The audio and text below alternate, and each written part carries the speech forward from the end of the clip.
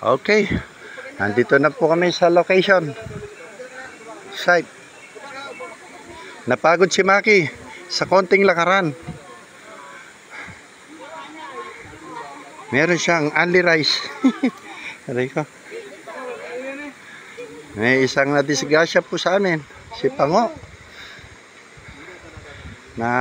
Nadulas, naitukod ang tuhod, wasak ang cellphone, hindi ang tuhod.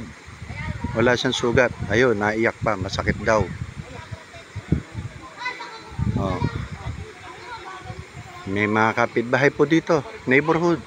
Ayaw, naglalaba. Oh. Laba, laba, laba dami, laba more. Ayan. Ayan. Kalalaking bato. Ayan, oh. Laking bato, oh. Oh. Ayun.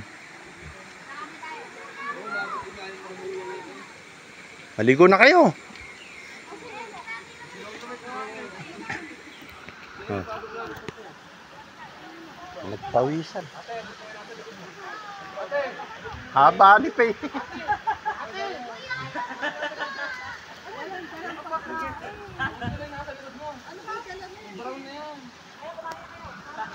Naglakad lang ng konti, ginutom lahat ah.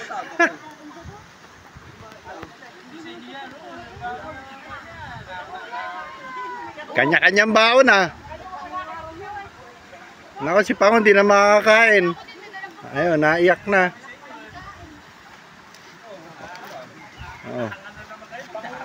Huwag kasi kayong malikot. Pag nakaupo na kayo, dyan na lang kayo. Madudulas pa kayo.